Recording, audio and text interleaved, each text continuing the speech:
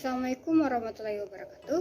Halo, nama saya Dwi Nadianti Datau, mahasiswi semester 5 jurusan Akuntansi Syariah, Fakultas Ekonomi dan Bisnis Islam, IAIN Sultan Amai Gorontalo. Jadi di video kali ini saya akan mempresentasikan tentang teori konsolidasi pada mata kuliah Akuntansi Keuangan Lanjutan 1. Jadi materinya ada dua pembahasan. Yang pertama perbandingan teori konsolidasi dan yang kedua ilustrasi konsolidasi teori perusahaan induk dan teori entitas. Jadi dalam teori konsolidasi itu terdapat 3 teori. Yang pertama teori perusahaan induk, teori entitas, dan teori kontemporer. Kita akan bahas yang pertama teori perusahaan induk. Teori ini merupakan teori yang pertama yang diaplikasikan dalam sejarah penyusunan laporan konsolidasi. Teori ini berdasar pada asumsi bahwa laporan keuangan konsolidasi merupakan perluasan dari laporan keuangan induk perusahaan. Maka dari itu, laporan keuangan konsolidasi dibuat berdasarkan sudut pandang pemegang saham perusahaan induk.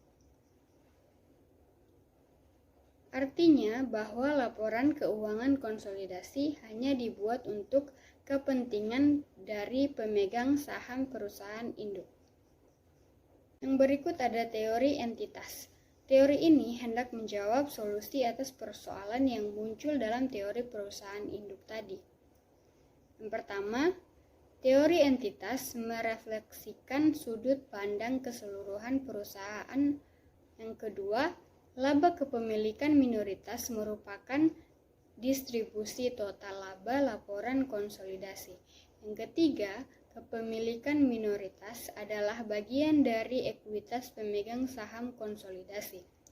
Yang keempat, ekuitas dan laba anak perusahaan ditentukan terhadap seluruh pemegang saham sehingga laba secara total dapat didistribusikan secara konsisten kepada pemegang saham.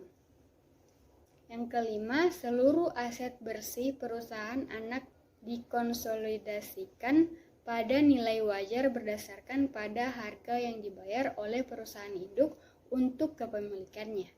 Hal ini bertujuan untuk menjamin konsistensi penilaian aset bersih, kepemilikan mayoritas, dan juga kepemilikan minoritas.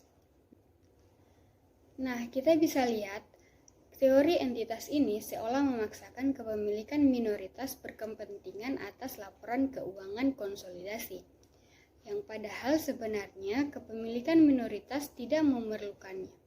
Laba bersih dianggap suatu komponen dari ekuitas di neraca laporan keuangan konsolidasi. Dan ini tentunya tidaklah relevan. Nah, yang terakhir ada teori kontemporer.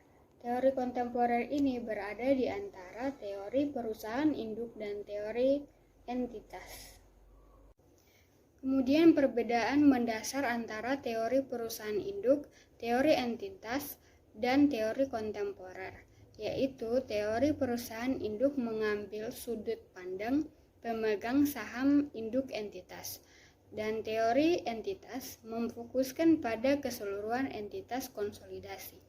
Sedangkan teori kontemporer memandang pemegang saham dan kreditur induk entitas sebagai pemakai utama laporan keuangan konsolidasi. Namun mengasumsikan tujuan pelaporan posisi keuangan dan hasil operasi adalah bagi entitas usaha unggul.